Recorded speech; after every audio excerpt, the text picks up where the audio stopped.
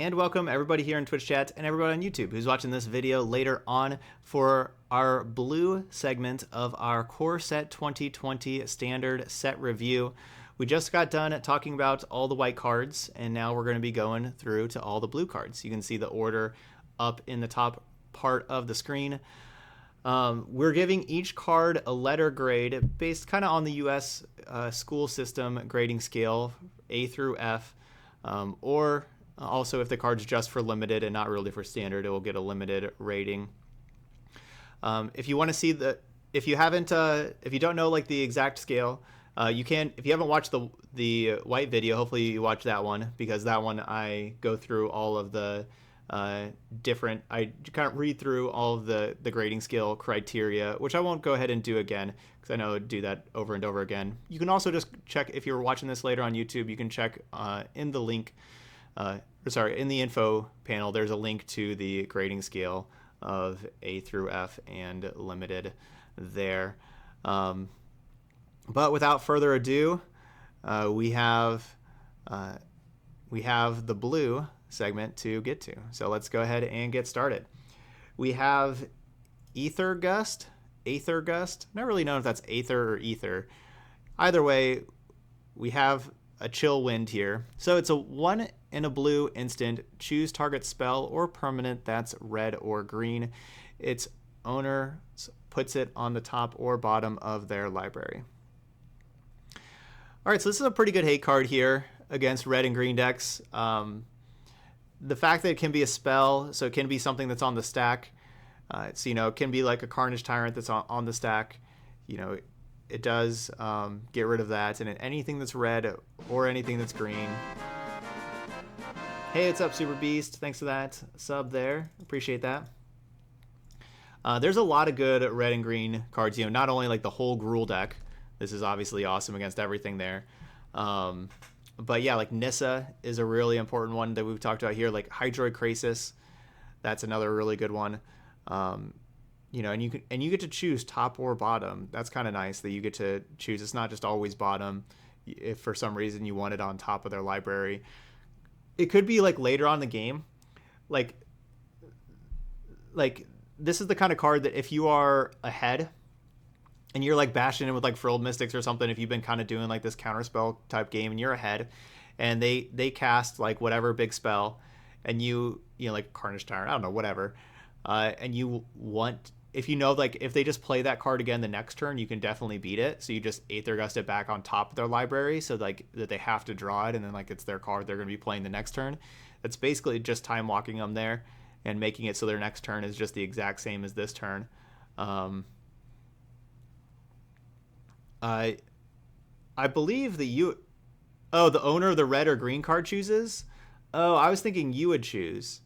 Oh, the other person chooses. Oh, well, that's less cool that they get to choose. Oh. Well, yeah, that's less cool. So then, like, if they have, like, a Nissa in play that's bothering you, you can't just, like, tuck their Nissa and put it down to the bottom of their library. If you play this on the Nissa, they just put it on top and then just like play the Nissa again their next turn, after drawing it.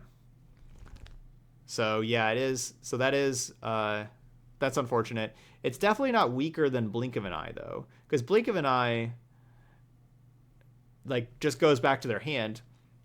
This like going on top of the library is definitely better than going back to hand, because like that still takes their draw step. Blink of an Eye doesn't take their draw step, kind of thing.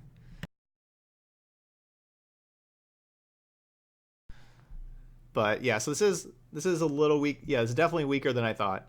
But yeah, Blink can do any color. Like this is definitely like a sideboard type thing. And it's really, I think the most important thing is like the spell, that it can be like a counter spell there for those decks. So will this see a whole lot of play? Probably not, since they, it's basically always put it back on top, and it is narrow that it's red or green. But it could be like a fringe sideboard card. I definitely see it as like a fringe sideboard card, maybe just a little lower. So like we'll go C minus there. Yeah, Aether Gust C minus. All right, Agent of Treachery, 5 blue blue 2/3. When it enters the battlefield, gain control of target permanent. At the beginning of your end step, if you control 3 or more permanents you don't own, draw 3 cards. This card's pretty underrated, honestly. So, like, the big problem is that it costs 7 mana. 7's a lot of mana. But, you know, like, mass manipulation, think about, like, when you mass manipulation for 1, it costs 6 mana. And you can gain control of a creature or a planeswalker. This costs 1 more mana at 7, but you also get a 2/3, and then you also have that second clause. Also, and gain control of target permanent, definitely better. Yeah, this could fit in a Simic Yoink deck for extra yoinking, yep. But then also, a couple other things, like, you do gain control of target permanent. You gain control of lands. Yeah, you can steal Azcanta, but yeah, you can just steal lands. So that's pretty nice. If you want more mana, if your opponent's kind of stuck on lands a little bit and you ramped really hard, boom, take their land. Like, that's very powerful, stealing lands. I don't know if you can, like, we can have like a Neoform deck with something like this. I don't know if we can get to like other 6-drops a little earlier. We could sacrifice a 6-drop, go grab an Agent of Treachery. That's definitely a really powerful thing. Like, that's a really powerful card for Neoform or for Vanifar. Like, this is an awesome top end for those kind of decks. And everything. I don't know if, like, could we be playing like a blue-green creature deck with, like, flash creature deck with, like, Vivian that's letting our creatures have flash, and we have Frilled Mystics and stuff like that. And you get to instant speed an Agent of Treachery. You know, instant speed one of these things in. I don't know, maybe that, you know, this is obviously like some fringe stuff that we're talking about here, but there's some cool uses here for Agent of Treachery. It's a pretty cool little card. I basically really like that you get to gain control of lands. Like, that's the big thing here. You get to gain control of lands. Love that. And yeah, like, think about the mass manipulation decks also. People will have, like, Dovin, like, your control decks you play against, they probably have, like, Dovin's Vetoes and Negates. Like, those are the popular counter spells right now. Dovin's Vetoes, Negates, that people will try to counter your mass manipulations with. Duress. They'll have that. So what if you have a creature? Agent of Treachery. Just steal stuff.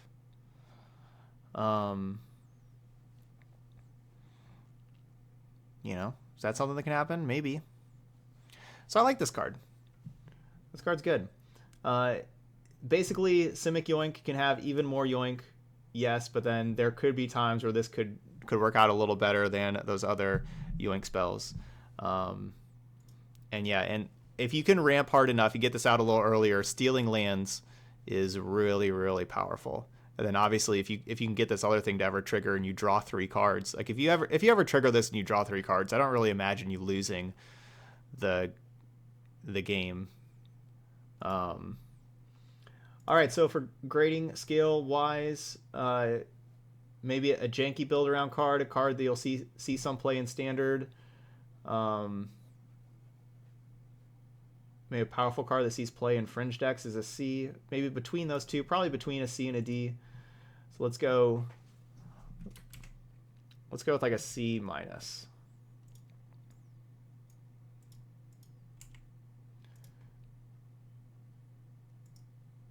I don't know why my letter grade thing messed up here for this one. Okay, there we go. Got it to work good. All right, Air Elemental, 3 blue for a 4/4 flyer. Yeah, I mean, you could vial an Agent of Treachery. Yeah, if you had a vial. That is, yeah. This Air Elemental just limited, right? That's Air Elemental won't see any play. We've had that in plenty of standards before. That's a limited card.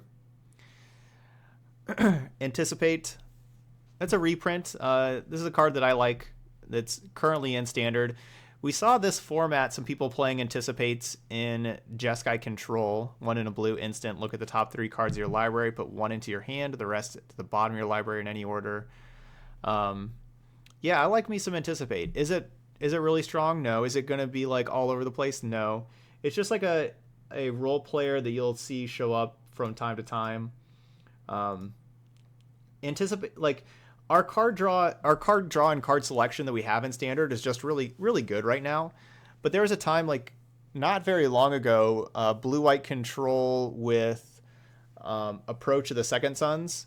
I played that in a few tournaments in standard, and Anticipate was a big part of the deck, honestly. Like, it was 4 Anticipate, and that was like a really good card in the deck. And so yeah, Opt and Chart a Course are both leaving the format soon. And yeah, without Opt and Chart a Course, maybe this is like a something, but yeah, like we have a lot of good cards. We have those, we have Discovery, we have a lot of good card selection right now. So yeah, so this is probably like a D or a D minus here. I think we'll just go with like a D here for Anticipate. It's a card you'll maybe sometimes see, but kind of like as we talked about with Raise the Alarm, this is a card that was better in a previous format than what it is right now. The power level in standard right now is really high. Yeah, the Shimmer Possibility is better for some decks. I mean, it depends on how much you value the instant speed and everything, of course. All right, what do we got here? Attempsis.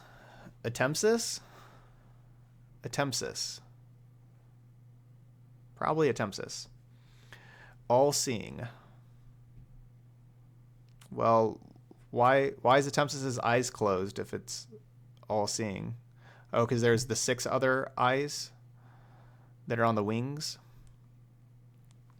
And you got 3 blue, 4/5 flyer, where you can pay 3, tap it, you draw 2, and then discard a card. Whenever Attempsis All-Seeing deals damage to an opponent, you may reveal your hand. If cards with at least 6 different CMCs are revealed this way, that player loses the game.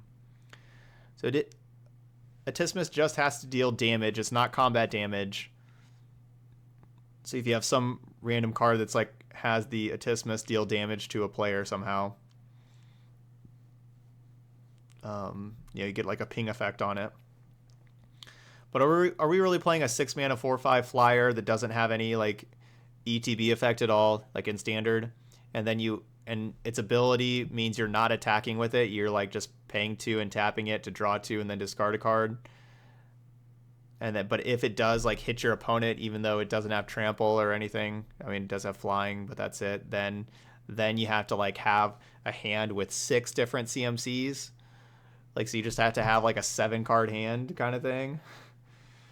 Yeah, this is pretty bad, and yep, looks like everybody is saying it. I think we're going with an F here for I don't even think this is like really a fun janky build around card, to be honest. It's terrible, and I'm definitely gonna lose to it.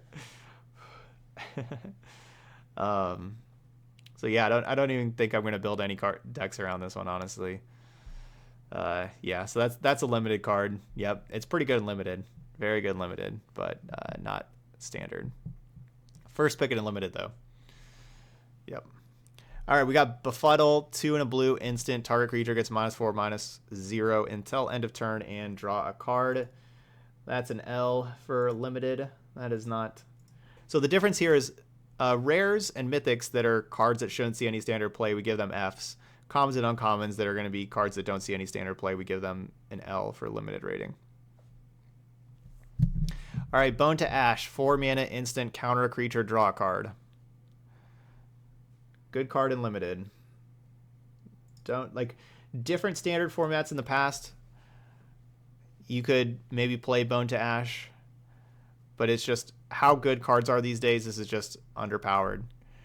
And counter and instant speed spells, because of Teferi, counter spells have never been less valuable than what they are right now.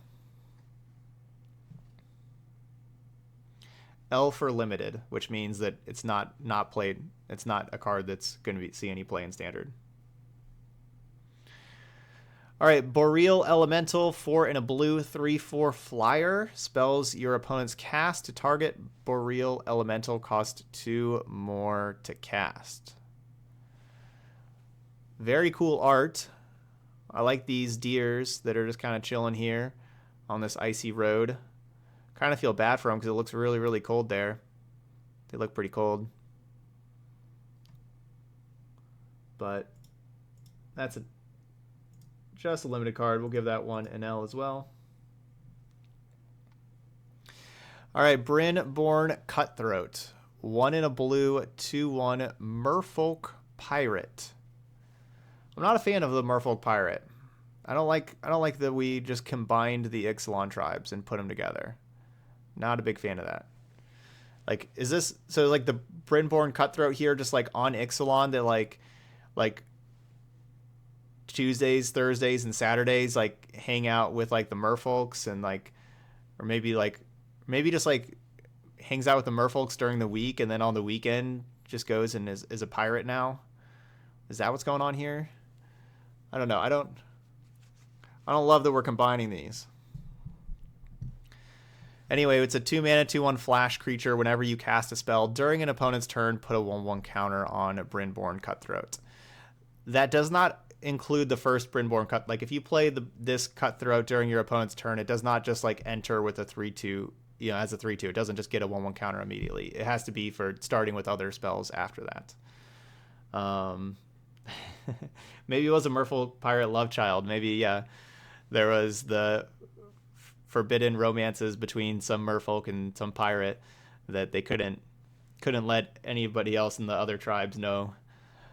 The Romeo Juliet storyline, and this is their offspring here. Romeo and Juliet meets Fish and Criminal. Needs arcane adaptation, make it a dino. Is this seeing any play in standard? I don't think so. Like, are we playing this in mono blue?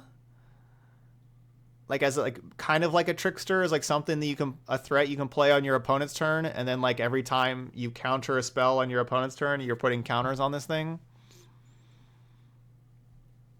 I don't think so, right? Like I don't think you like.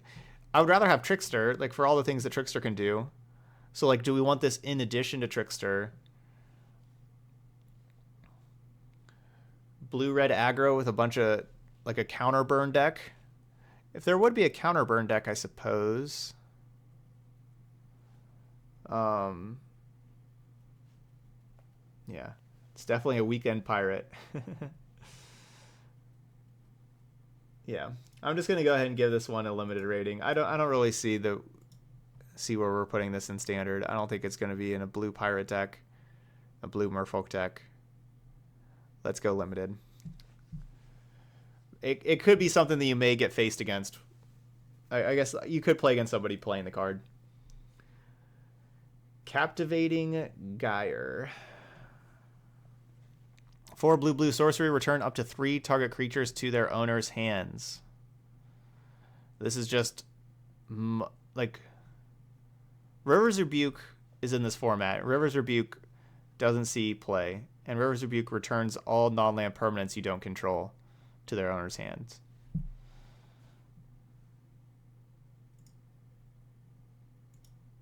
L. So we'll give that one the limited rating also. Yeah, Rebuke is a rare. All right, Cavalier of Gales. 2 blue for a 5/5 flyer. When Cavalier of Gales enters the battlefield, you draw 3 cards. Then you put 2 cards from your hand on top of your library in any order. So you get to brainstorm. And whenever Cavalier of Gales dies, shuffle it into its owner's library, then scry 2. This card's pretty good. This one's pretty good, to be honest. Yeah, this is pretty nice here. So Cavalier of Gales, yeah, this is a good Cavalier here. So 5 mana, 5/5 flyer, nothing wrong with that. And the brainstorm effect is really powerful. Draw 3, put 2 cards back. You get to do a lot of things with that. Like there are other ways, like You can like, you know, put 2 cards that you don't want back and shuffle your library with different effects before you draw again. You can pair this with Tamiyo, for example. Like, let's say if you have 2 of any card in your hand, you put both copies of that card like after you draw your 3. You know, you draw 3 and then like whatever you had in your hand before plus like, you know, those 3 cards. If you have 2 of any copy of any card, you get to put them both on top of your library, and then you take up your Tamiyo, you name that card, you get to draw them both, kind of thing. It also works with just 1 card. You know, put 1 card back and draw it. It does work very well with Kefnet also. Yeah, you could put some instants back on top with Kefnet. That's good too. Brainstorm is just a powerful effect that you just get to have. You know, like 4 mana Vivian, you put a creature back, tick up, draw that creature again, kind of thing. If you have like, if you're playing like a blue-green deck with explore stuff, you can put some lands back on top and then you explore, you know, like your next turn you explore, get one of the lands or something. Yeah, Narset does hit it a bit, but it's a very big body. Whenever it dies, you just shuffle it back somewhere. It's kind of like the gods, how it goes 3 down, except for it just goes somewhere down. But that Scry 2 is really valuable. Scry 2, because that's going to be Scry 2 late in the game, because you already played your 5-drop. Your 5-drop died. And after that happens, you get to Scry 2. That's the time in the game where you're likely in top deck mode or close to it, where like, you know, like exact cards that you really want to find. And so Scry 2 is really valuable in that kind of like in that kind of scenario. So yeah, this is just a really, really solid card. The blue, of course, is, you know, kind of tough on mana bases, but blue has, you know, like blue cards also just in general, and like in the standard format, you should probably just rate them a little higher because blue is the most played color. And yeah, this working so well with Tamiyo, working so well with just a lot of cards. This could be just a good sideboard card for like blue control decks that bring in, as like, you know how like sideboard threats, you want like your big flyer, kind of like your Kefnet kind of thing. Like, this is just a nice big flyer whenever your opponents bring in all their duresses and negates and all that kind of stuff, and you're like, all right, well, here's this 5 mana 5/5 flyer that also lets me brainstorm, so you just still get your card advantage and card selection kind of stuff with this. Yeah, or if you're playing like, yeah, if you're playing a blue-green deck, you know, with your Paradise Druids and stuff, and you get to ramp this thing out early, it's very strong. Yeah, this is a good card. This is the best card that we've seen so far. Is this an A format staple among multiple decks? Maybe not like your very best cards in standard kind of thing, because, you know, the mana cost is kind of rough. But I think this is maybe a little bit more than a B. It's maybe more than just a role player seeing play among multiple decks kind of thing. Y'all think it's like a B because of the cost?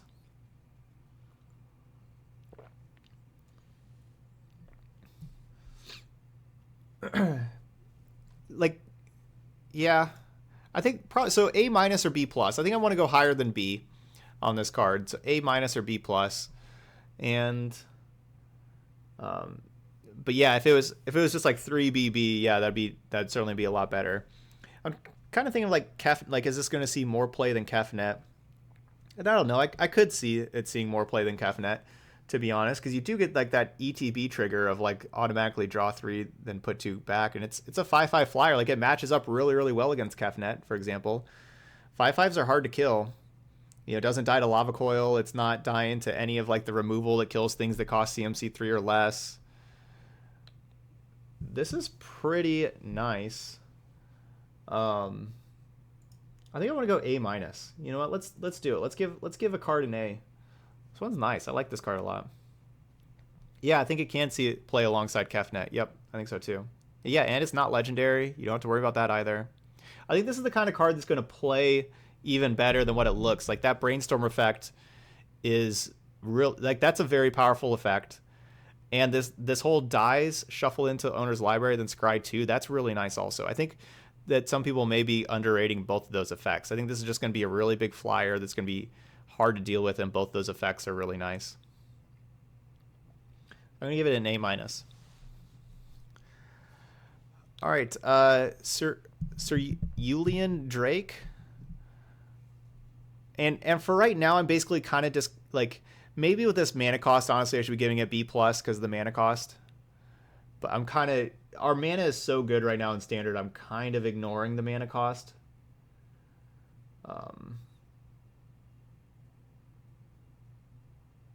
But yeah, the 5 toughness is really nice.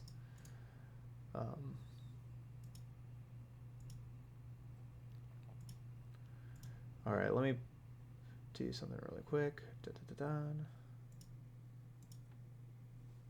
Okay, so you, Cerulean Drake? Cerulean Drake. Anyway, it's a 1 in a blue for a 1/1 flyer that has protection from red. So with that protection from red, that does mean that red damage doesn't do anything to it. So Fiery Cannonade, Goblin Chain Whirler. Yes, this does not die to Goblin Chain Whirler because Goblin Chain Whirler is dealing damage. That's the difference between like Cry of the Carnarium with the protection from black stuff that we were talking about last time, and protection from red doesn't get dealt damage. And then also it says sacrifice it and counter target spell that targets you. So that's pretty convenient. Like that's pretty nice. Like there's a good amount of spells that target you, like we talked about, like with Thought Erasure and stuff. But yeah, this could be a mono blue sideboard card against the red decks. Yeah, like this is awesome against red. So for mono blue sideboard against red, definitely. Would other blue decks want to play this as sideboard against red? Maybe. Yeah, maybe. If it's like, you know, like some other blue mid-range-ish type deck. You know, maybe like a Mass Manipulation ramp kind of deck that wants to play this as a sideboard card. The 1/1 body isn't going to really trade with too many creatures. Like you get to sit there and block creatures for days, but you're not really trading with too many. You know, like your Viashino Pyromancers is kind of it. If it blocked a red creature with Trample, yes, the damage would go through. Yes, with Trample, you only have to assign damage that should be lethal on like the toughness part. You don't have to keep assigning damage until the thing dies. So yeah, like a 5/5 trampler, like the red dinosaur that's a 5/5 trampler. If you block with this card, they would only have to do 1 to the Drake and then the other 4 to you, for example. Yeah, this is a good blocker versus Drakes. Also, that is true. It is good against like the Crackling Drake decks and all their red removal. Don't get rid of it, and you just block your Crackling Drakes all day with it. You know, they can melody it, but that's about it, kind of thing. Yeah, and it does block Steamkin really, really well, right? Yeah, so like if they try to have like a big Steamkin in attack, you block with this thing, and then they can't really activate their Steamkin later. So yeah, it's awesome there. So it definitely seems like a pretty decent sideboard card. I mean, I still think it's like a fringe sideboard card, but yeah, I think this could be a good sideboard card. We'll give it a C for fringe sideboard card. So yeah, there's the Drake. All right, Cloudkin Seer, 2 in a blue, 2/1 ETB draw card. It's a nice little common. Like that's like commons aren't usually like this good. Like ETB draw card's pretty sweet on a 3-drop. I think this is probably just a limited only card, but maybe in like a Neoform Vanifar deck, if there's not better 3-drops, there's probably better 3-drops. But ETB draw card is respectable. The 1 toughness is kind of what kills it. 1 toughness is pretty rough. But yeah, we're gonna give it a limited rating. I guess if there is like a blue elemental deck, if there's enough like elemental theme stuff in like a blue deck, maybe. Yeah, that's a spot where we can maybe see some play here, I suppose. And like a wizard tribal. All right, y'all are talking me into it. We'll go D- instead. Yeah, not a real deck at all. It's super fringe. So yeah, we'll go D-. But it's something that you could run across in standard kind of thing. It's not like the limited cards are cards that you shouldn't really be running across in standard. All right, Convolute, 2 in a blue instant, counter target spell unless its controller pays 4. Standard, we just have better counter spells than this for 3 mana. We got some better ones. So we're gonna go with L for limited. Yeah, that's true. Yeah, draw a card with a body is always okay. Yeah, it's not as good as Rogue Refiner, but you know, like the 3/2 is better there, but like, and of course gaining the energy. But yeah, no, that's a fair point. Kind of, it's a cheap Rogue Refiner. Yeah, I mean, ETB draw card, nothing wrong with that. All right, Drawn from Dreams. This art looks really cool. 2 blue blue. Look at the top 7 cards of your library. Put 2 of them into your hand, and the rest on the bottom of your library in a random order. This is some really, really good card selection. So 4 mana has kind of been where we're at for the draw 2s that have been like draw 2s with upside. If you think about like Chemist's Insight and cards like that we've had in Standard recently, Glimmer of Genius. But this is looking at 7 cards and then putting 2 in your hand. So you get to, it's really, really good card selection. The fact that it's sorcery speed because of Teferi these days isn't really that big a deal. Plus, if you're playing your own Teferi deck, you can make it instant speed also, which is nice. And yeah, the fact that good point there. The fact that Narset doesn't affect this.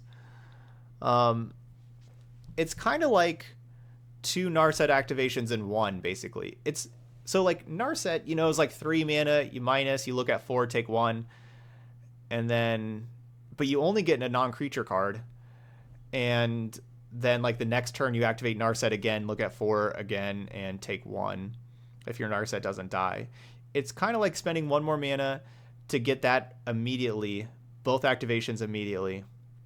But you get to take any 2, and you don't have to reveal them, right? So like your opponent isn't going to be able to like play around whatever cards you take because you don't have to reveal them.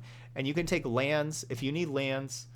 So like that's an awesome part about the card is you get, you know, it helps you hit your land drops when you need to, where Narset doesn't. You know, like when you're missing your land drops and you have this Narset, it's not helping you, kind of thing. And then yeah, it's not actual card draw for like against Narset. Like if your opponent has Narset, it doesn't affect you. You get to actually still play this. So this is a pretty powerful card. Like it really does dig deep. You know, like are you playing against like the creature deck where you're like, man, I'm gonna really want a Kaya's Wrath? This digs really far to help you find that Kaya's Wrath. You're playing against like a Planeswalker deck where you're like, man, I want some Elder Spells. You know, like this digs really, really far. Yeah, looking at 7 cards. Yeah, is it redundant to say that this is nuts with Kefnet? Man, I didn't even think about this with Kefnet. Yeah, this with Kefnet. Ooh, oh man. Yeah, just go UU for this activation. Oh man, that's really, really, really strong for sure. Plus, this also digs for your Kefnets, like the first time you play one. It's like if you're playing a bunch of these. Ral, yeah, copy the spell with Ral. Yeah, this is a great spell to copy with Ral. Absolutely. I mean, Tamiyo, you know, you get this back from your graveyard with you minus your Tamiyo, grab this back, recast it, kind of thing. If you're like playing like a mass manipulation deck, like this can help you go find your mass manipulations or like, you know, your Krasis kind of thing. You know, like, because that's the thing, it doesn't just take instant sorceries or anything. You know, you can go find Hydroid Krasis and everything. Yeah, this finds Tamiyo, then the next turn you play Tamiyo, get this back. This card can really do a lot of digging and everything. If you're not getting beaten down really fast, this card gets a lot of advantage and everything. Yeah, if you're playing like a kind of like a spell kind of deck, like with this, like this is the kind of card you're going to want with like your Kefnets and your Cavalier of Gales. If you're playing like a not Planeswalker deck, maybe, you know, if you're playing like an Immortal Sun kind of control deck, and so, you know, like this kind of stuff will help you get like that card advantage, help compete with the Planeswalkers if you want to be playing like an Immortal Sun type deck. So yeah, this is a pretty sweet card. What are we giving this thing for a grade? Like, there's a lot of potential with this card. I think probably a role player seeing play among multiple decks kind of thing. So probably like a B. That kind of sounds like what we got here, a role player for multiple different decks.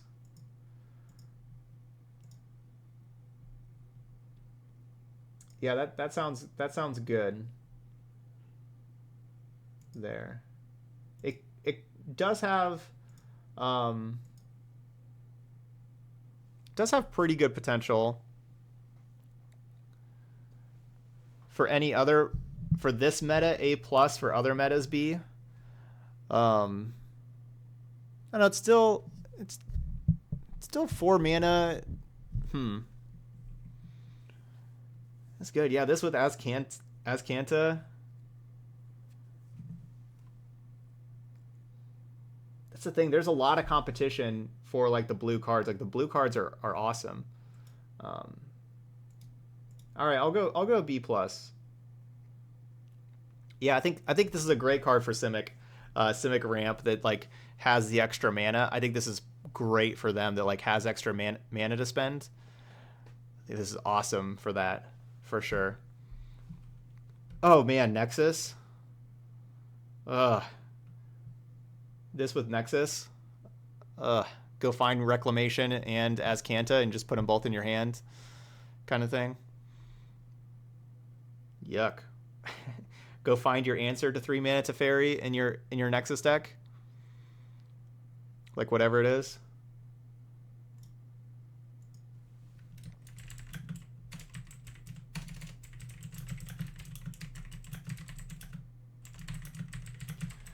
All right, so I'm going to put a note here. With a high ceiling on this card, works very well with lots of cards in the current format. That's my note that I'm going to put on Dawn of Dreams.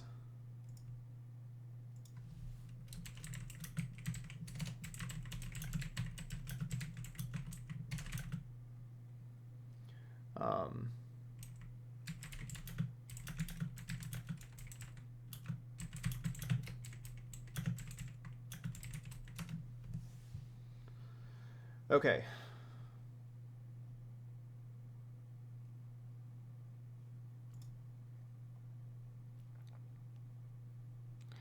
Dungeon Geist. Coming back from Innistrad, right? Isn't that where we saw this before? Was Innistrad? I think so. Or Avacyn Restored? Maybe this was Avacyn Restored.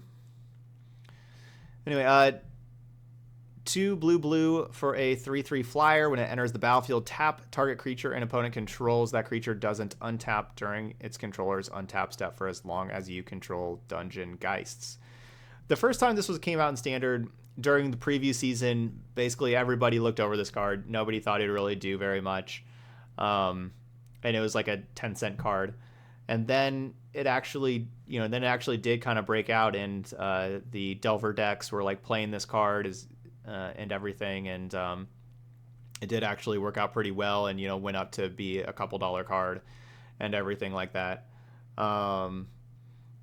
However, yeah, exactly. This metagame, though, I'm not expecting it to really do very much in this metagame, because yeah, there aren't just a ton of creatures, and the 3/3 body is pretty bad in this metagame with like a bunch of lightning strikes everywhere around. Like the 3 damage, like the 3 toughness is pretty low. A lot of like the green creatures are bigger, like the gruel creatures, and like I was saying, with like the lightning strikes and everything.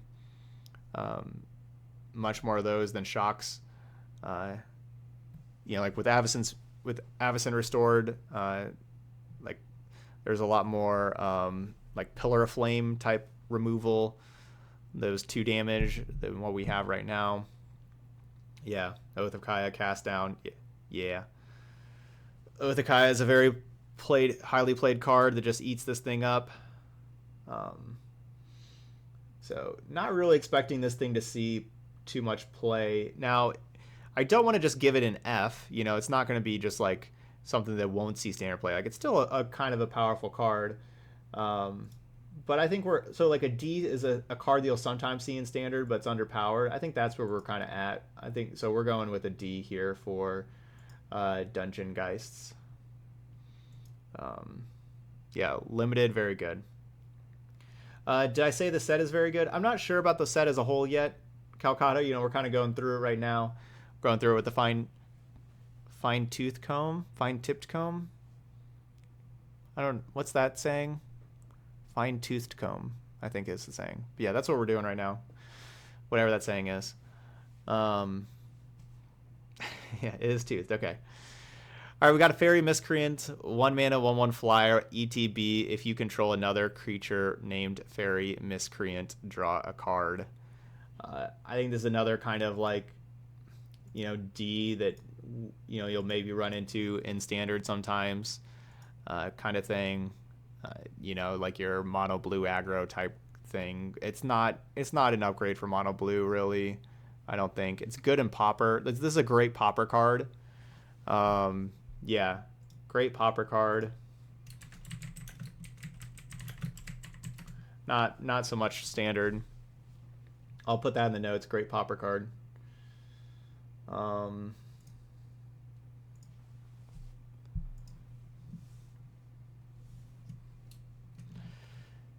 No. Yes, it only draws 1 card max. Yes, if you have 2 Fairy Miscreants out, you don't draw 2. Correct. Yeah, you still just draw 1 card. Right. All right, Flood of Tears. 4 blue, return all non-land permanents to their owner's hands. If you return 4 or more non-token permanents you control this way, you may put a permanent card from your hand onto the battlefield. All right, so it's River's Rebuke, but also for your side as well.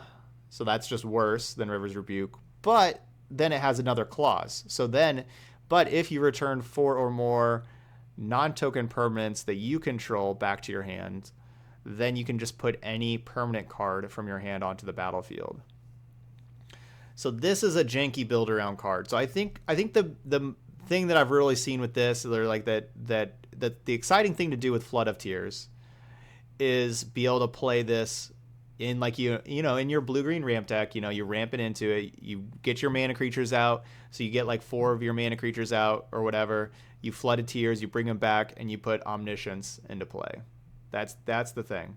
And yep, White Korean just has that right there. Yeah, so that's the thing, is you want to get Omniscience into play with this card. Omniscience is incredibly powerful. Lets you cast all of your spells for free for the rest of the game. But it's really hard to get into play. And this is a way to do it. So that's where we got here. We got a janky build around card here. So we're going with a D here, because that's what we can do.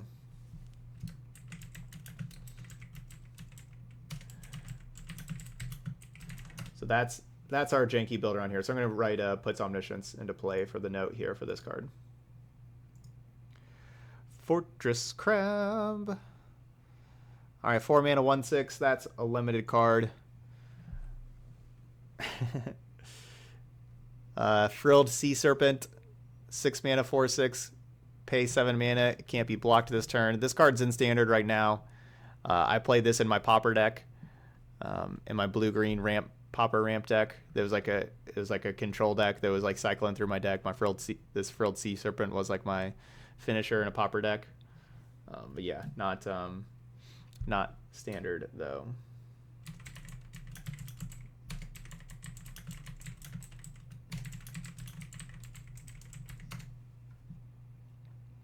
So a couple limited cards here.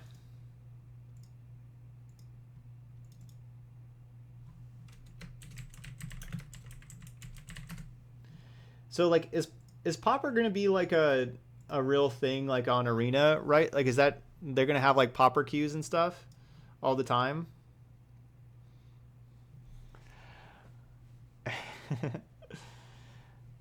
Gotta keep you on your toes there, Luffy Ken. I think so. Yeah, I think so too. With the historic format. All right, we got Frostlinks, 2 and a blue, 2/2. When it ETBs, tap target creature an opponent controls. That creature doesn't untap during its controller's next untap step. Awesome limited card. Love drafting this card limited, getting a whole bunch of Frostlinks, tapping their things, tempoing out the opponent. Standard, no. But limited, Pauper. Sure, give me that.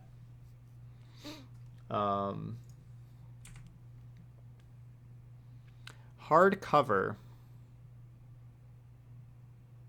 hardcover, like a hardcover book. We're starting to run out of Magic card names. Hardcover. It's a single blue enchantment or enchant creature, gets +0/+2 and has tap, draw a card, then discard a card. That's a limited card. All right, Leyline of Anticipation. 2 blue for a Leyline. So if Leyline Anticipation is in your opening hand, you may begin with the game with it on the battlefield. You may cast spells as though they had flash. So this is, of course, a reprint from what we've had before.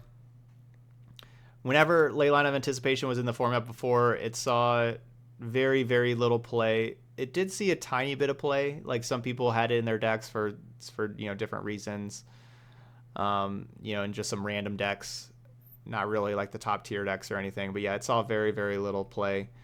However, yeah, current metagame, this does not get around Teferi, no. Can't always shuts down cannon. So Teferi says that you can't play spells at instant speed, and this says you can, but sorry, can't trumps can. So no, this does nothing with a little Teferi on the battlefield. So not only is it already you're spending an entire card just to get some instant speed stuff, so like you don't actually get to, that card doesn't actually trade for anything in your opponent's hand kind of thing. But now there's like one of the very most popular cards in the format that just says this card doesn't do anything. So yeah, I'm going with F here for Leyline of Anticipation. I guess, I mean, maybe just some random people put in their decks for like, no, let's just go F. Teferi. I was thinking could go like D-, I guess, maybe, but whatever. F. All right, Masterful Replication. 5 in a blue, instant. You choose one. You create 2 3/3 colorless golems, or you choose target artifact you control. Each other artifact you control becomes a copy of that artifact until end of turn. As far as that second part there, something I could see is like if you have like an artifact deck if you have like a deck that's like making a whole bunch of artifacts, like the Dimir Tezzerator deck we played, like you have like Saheeli out that's making a whole bunch of like servos and stuff like that, and you have like the 4-mana Karn that minused, and you have like the one, and you make like the Construct that's like really big because it's like a 8/8 because you have 8 artifacts, and then you play this card that turns all of your artifacts into 8/8s. That could be like a cool little thing here. Is that worth a 6-mana instant? No, but you also have like the backup effect of, okay, well, at least we're going to instant speed in 2 3/3s onto the battlefield kind of thing. It doesn't really work with like Meteor Golem kind of thing because you don't get the ETB effects because your stuff is already on the battlefield. So like ETB effect doesn't work. And you can't really become a copy of things that are legendary. So like making all your things copies of like God Pharaoh statue, so then you can get the end step. They all lose, they lose a life for every God Pharaoh statue you have. It doesn't really work because it's legendary. So I think the non-legendary artifact you'd want to copy, I think that's it, the Construct. I think that's the thing. That's the best thing, I think, is Construct. Copy that. I think that's the best thing. So is this going to see play? Probably not. It's 6 mana. 6 mana, your cards have to be so good. So I think we'll go with an F here. But just kind of, talking through like where we can maybe play this card, but I don't think that should really see standard play. So if. All right, Metropolis Sprite. 1 in a blue, 1/2 flyer that you can also pay a blue to give it +1/-1. So you can make it a 2 power flyer. I've definitely played, I feel like I've played against this card in Constructed. Maybe it's just limited. Maybe whatever format this was in before, I played a lot of limited of this format, because I've played against this card a whole lot. Do you think this is a good card for mono blue? I mean, because 2-mana creatures, like they have like there's the 2-mana pirate that I think is a lot better card than this. That's in standard that doesn't see play. and mono blue.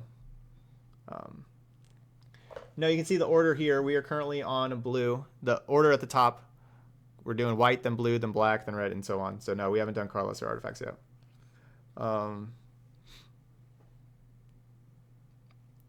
You can get a little bit extra damage with Obsession. But what's that? There's the 2/1 flyer that's a pirate. It starts with a W. Can't think of the name of the card, but that's a card that, you know, whenever it attacks, it basically gets rid of one of the blockers. I feel like that's a whole lot better card. Warkite Marauder. There you go, Warkite Marauder. I feel like that's a lot better card than this thing. Yeah, let's give this one a limited rating. I don't expect to see... I guess I've played against that a lot in limited, I think. But, oh. Moat Piranhas, 1 in a blue, 3/3 defender. Does like a... If you have like a mono blue deck... I think the only reason why you'd play this card is you're playing like a mono blue deck and you want an anti-aggro card, and you can just play this against like the aggro decks to like block, you know, kind of thing. A 2-mana 3/3 that just blocks, like, so from your sideboard. That's the only way you're playing this card.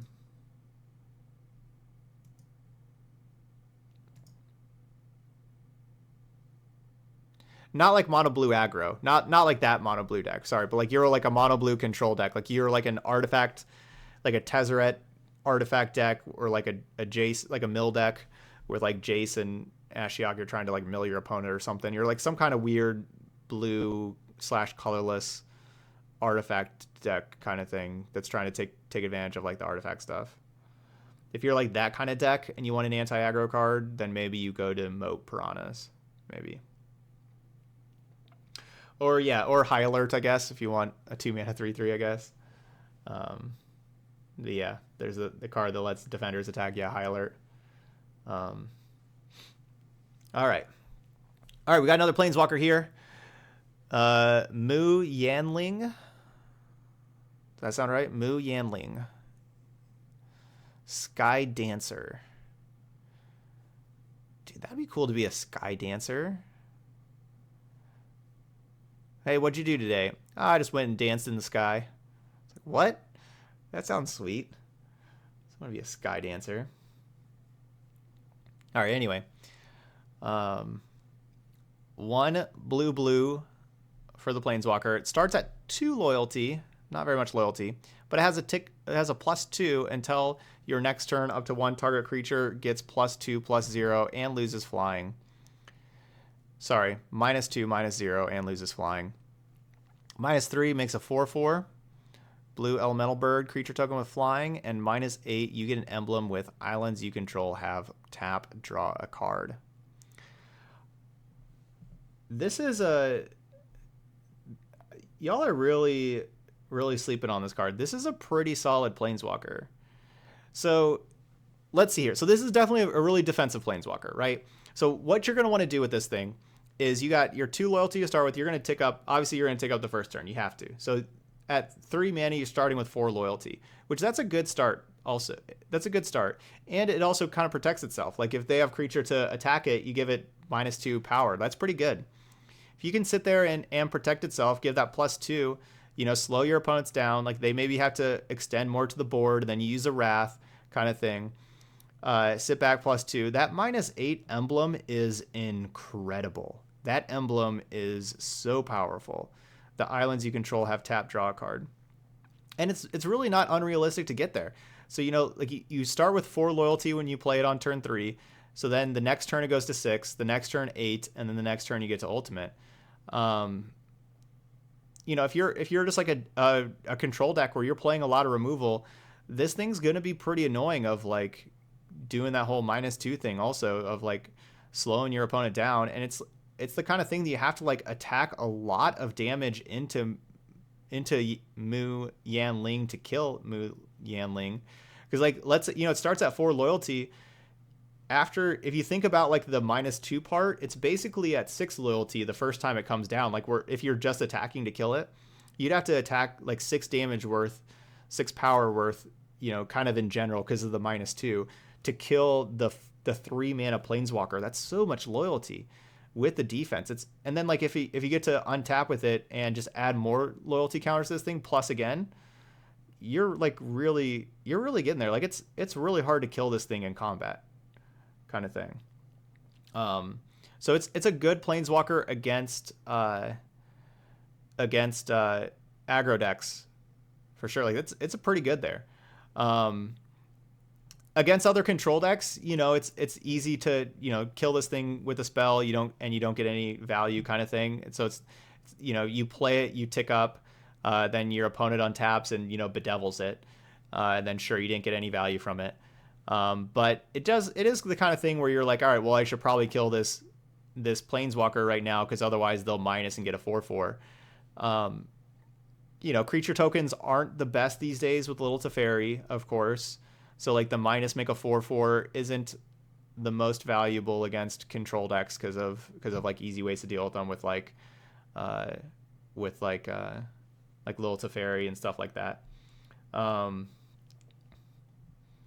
So yeah, like in general, you're going to be +2ing this card a lot in general, and it does a good job of slowing your opponent down. It's a very good control Planeswalker, and I honestly think it's pretty nice because slowing your opponent down is exactly what you want from a control deck, and that's what this card does. It slows your opponent way down.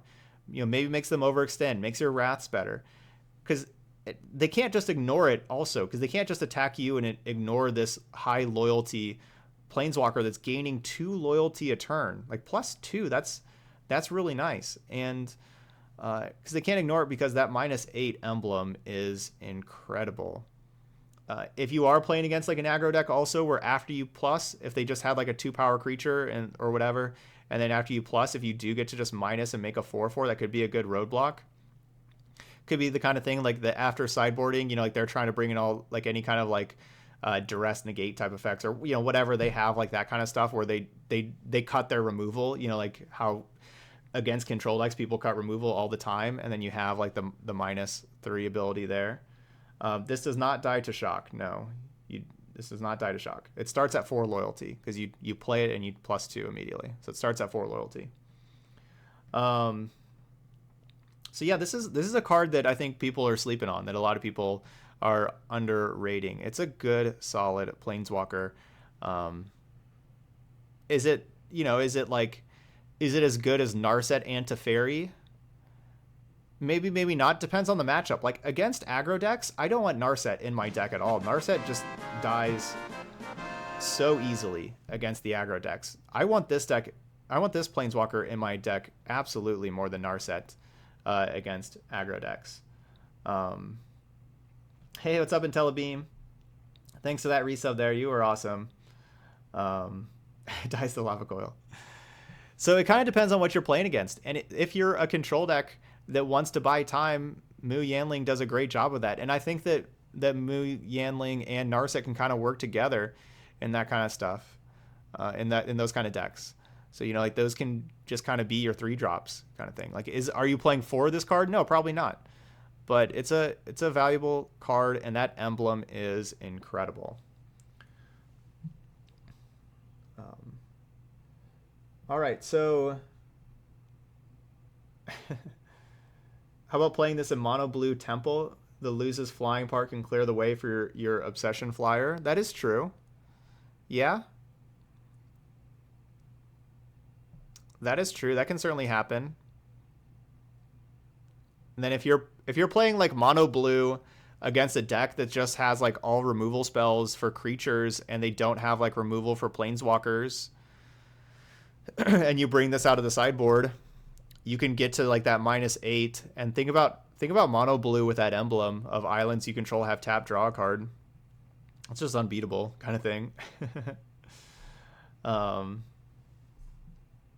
So yeah, I definitely think this is underrated card. And plus blue cards are just like, if a card's pretty good in blue, it's probably going to see more play than, pretty good in other colors. Like you should probably just give a little bit higher rating to cards that are blue just in general. All right, so maybe we're at like B is a role player that sees play among multiple decks. I can see that. I can see Mu Yanling kind of being there, a role player for multiple decks, but maybe a little bit less. It's not going to be like a Paradise Druid type role player where it's like a 4 of kind of thing. So let's go with like a B minus here.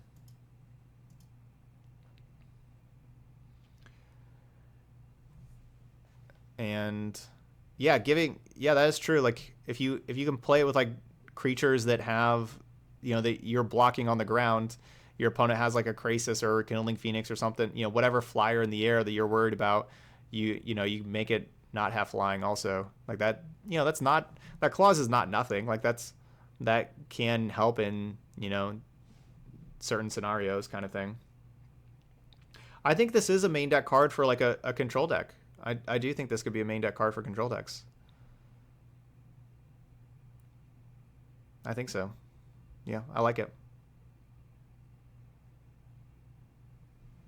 Yep, so we're going B minus. All right, negate. We know negate. What's negate? Like negate is, I guess just a fringe sideboard card right now. It used to be a very common sideboard card for a B. I guess it still kind of is, but Dovin's veto kind of made it less. But yeah, I guess it's just a B. Very very common sideboard card.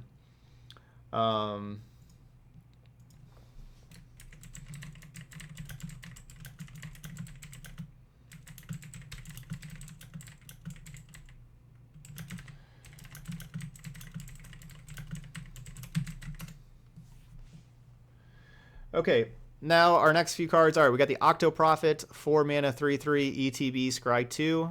That's limited. We'll kind of go quickly here through these next couple.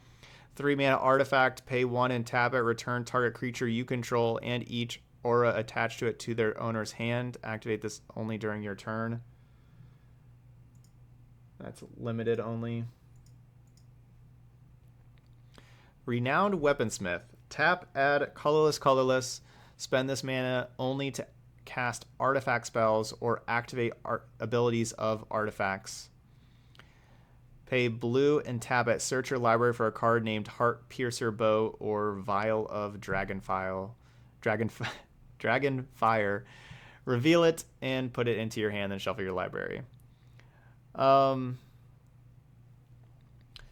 this one, so if you're an artifact heavy deck, like this is double, this is like double Land War Elf basically. 2 mana, 1/3 that adds 2 mana. Like adding 2 mana is a lot of mana. Like that's a really good ramp card, and for blue, it's like if you're playing like both Karns, for example, you're playing a lot of artifacts.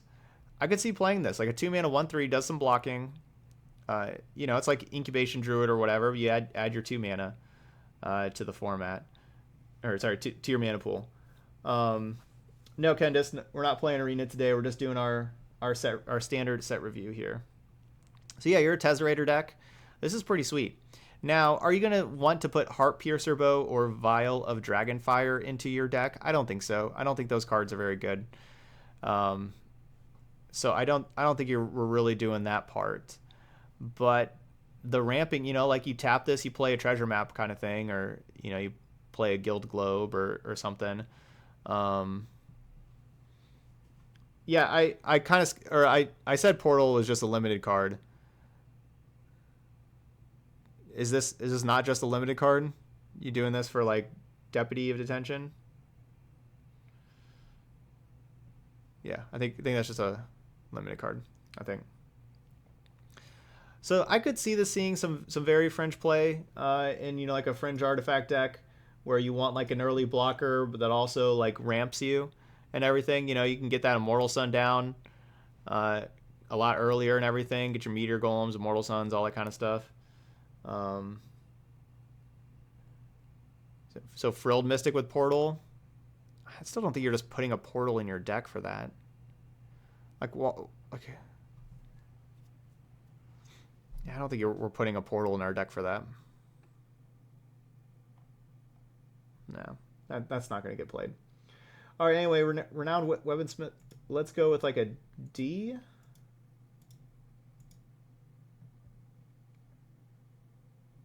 Yeah, card you'll sometimes see in standard. Let's go with a D. All right, Sage's Road Denizen, 3 mana, 2/3. Whenever another blue creature enters the battlefield under your control, target player puts the top 2 cards of their library into their graveyard. This is a pretty good card for limited. I used to draft this card a lot in Gate Crash. Yeah, I think this was in Gate Crash, if I remember correctly.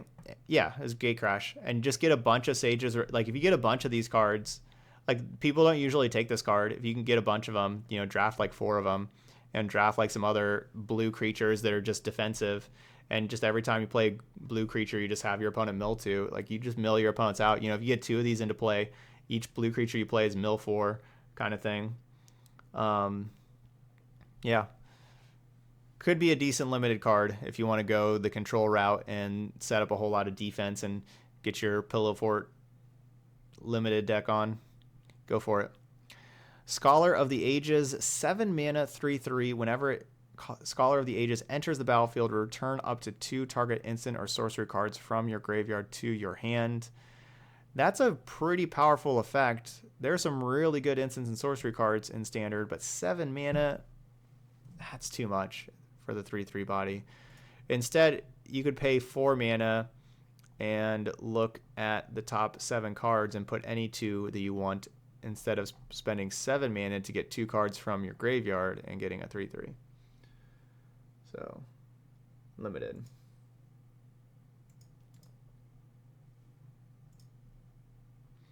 Sleep Paralysis, 4 mana, enchant creature. When it enters the battlefield, you tap enchant creature, and the creature doesn't untap. There are better spells than that in standard. 4 mana, too much. That is limited. All right, Spectral Sailor. What do y'all think about this one? 1 mana, 1/1 flash flyer that also has 4 mana draw a card. So, like, we've seen 1 mana, 1/1 flyers in like mono blue aggro see a good amount of play. This one has flash if you know, if that matters. Like, you know, that can matter. It's really like first turn of the game. That can definitely matter. And then also has the 4 mana draw card. This is definitely a good card for mono blue, I think. Like, I feel like this is a good card for mono blue. It's just, will it see any play besides mono blue aggro, like with the Curious Obsession kind of deck? Yeah. Yeah, it's good mana sink. Yep. If your opponent doesn't play anything, you get to just spend that 4 mana draw card. Because, turn 1, because turn 1 with your mono blue, you don't have to like play your turn 1 creature go, and then they like play their removal spell. You can just be like turn 1, land, island go, and they're like, all right, well, tap land. And then you're like, okay, cool, end step Spectral Sailor. And they're like, oh, you're the Spectral Sailor deck. Then you're like, untap Curious Obsession, and you have your dive down, and they're just like, oh, dang, I'm dead. Maybe I should have kept my shock up or whatever. But yeah, the 4 mana draw card's expensive, but yeah, that's expensive to draw a card, but it's just like tacked on there as like an extra thing that you can just sometimes do at some point.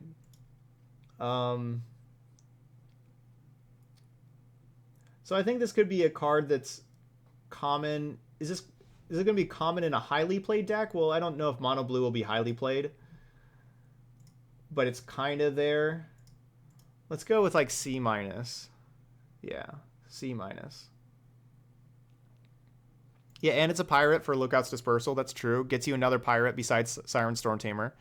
If pirates kind of become a thing at all, like, yeah, it's a good creature type to have there. That's just a bonus.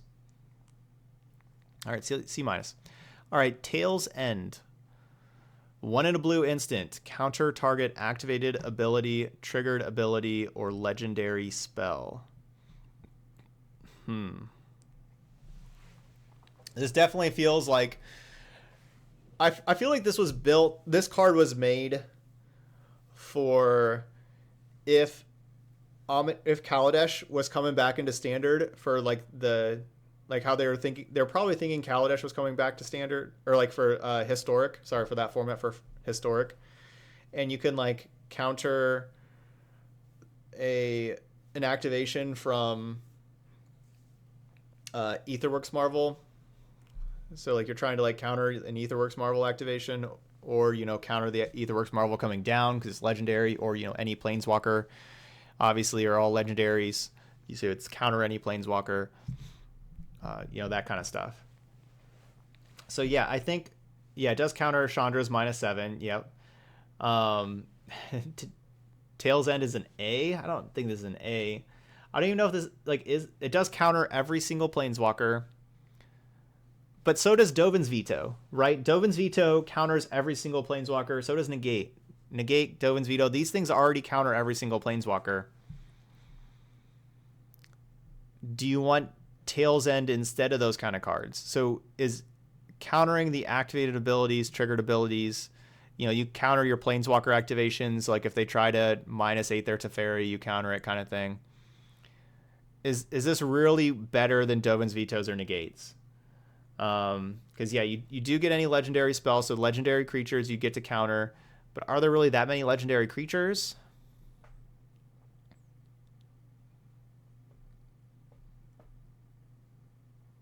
Krasis is not legendary, so you don't get to counter Krasis.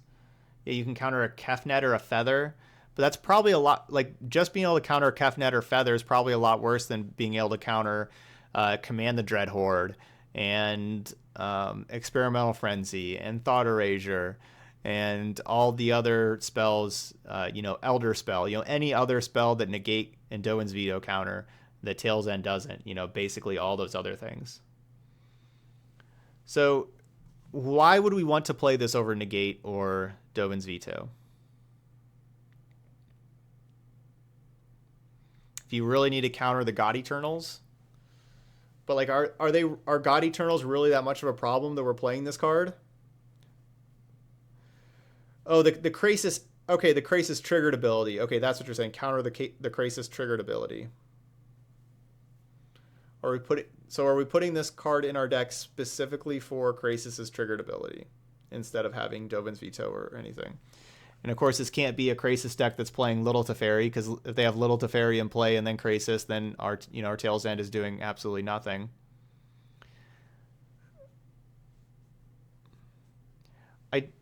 I think that like we only get 75 slots in a deck. Like, is this really actually getting put into decks? I'm not so sure about that. This could be the kind of card that you play. Yeah, it would counter like a Blast Zone activation. This is kind of this could be the kind of card that you want to play if you're playing some kind of weird Lotus Field deck, where Lotus Field, kind of like the brought back that we talked about, where Lotus Field triggers and says sacrifice 2 lands, and then you Tail's End and you're like, no, I'm not going to sacrifice my 2 lands. And then boom, you just got 2 lands that you would have had to sacrifice. So maybe you have some kind of weird way to just like play Tail's End proactively in your deck, in like, some kind of weird deck with that also just, does the other things that it does. So maybe that's where we'd want to put Tail's End into a deck. But overall, if you're just looking to like counter your opponent's kind of stuff, I think you're going to want Dovin's Veto or Negate, Negate being the same mana cost. I think you're going to want Negate most all of the time, basically all the time. Like there's not going to be too many scenarios where you'd rather have Tail's End. So I'm thinking this, so I'm going to give this a D here. Kind of just like we gave Brought Back. Kind of like a very fringe card kind of thing.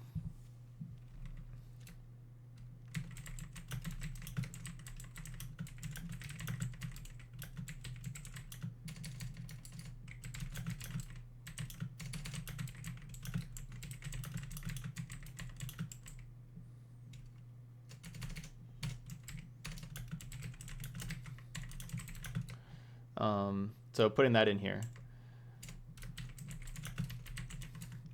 All right, so I'm saying it could be a combo card with Lotus Field. So maybe you're playing a blue-white Lotus Field deck and you're playing like 4 Brought-Backs, 4 Tail's Ends, and you just really don't want to sacrifice your 2 lands with Lotus Fields. Maybe that's something you're doing.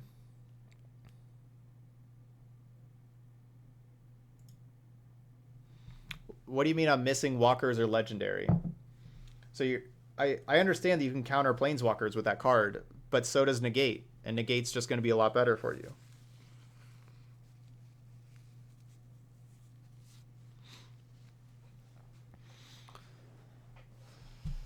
All right, we have unsummon for a blue instant, return target creature to its owner's hand. So we haven't had unsummon in standard in a little bit. So single blue to be able to bounce stuff is pretty nice. You know, their blue tempo decks have just kind of always played unsummon throughout unsummon's history. It's been a card that's been in standard and been, you know, a fringe player basically in standard. Kind of always. No, Lotus Field just gives... Lotus Field itself has hexproof. It doesn't give other lands hexproof. Is this like the best format for an unsummon? Maybe not. But it's a card that you'll sometimes see in standard, but it's kind of like on the lower power level. So this seems like a pretty good D here for unsummon. So yeah, like that 1 mana cost is pretty critical. And so yeah, you'll see it at times. All right, Warden of Evos Isle, 2 and a blue, 2/2 flyer. Creature spells with flying. You cast, cost 1 less to cast. If we're doing a blue-white Sephara deck where we're really, really focusing on flying creatures,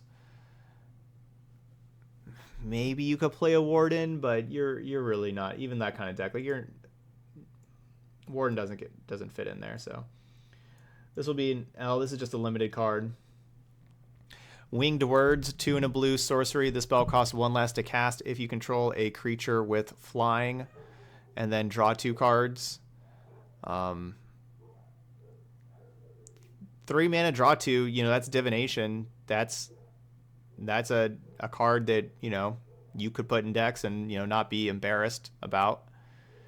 At times, if you have a flyer out, this is just 2 mana, draw 2, which is really nice. 2 mana, draw 2 is awesome. This card's not so bad. Not so bad. Is it like, you know, I don't expect this card to see hardly any play, but this is not a card that I would feel bad putting in a deck, is what I'm saying. It's okay.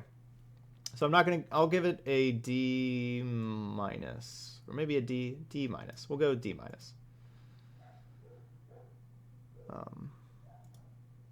Yeah, and mono blue is a better, like, it's, you know, it's kind of like Chart a Course.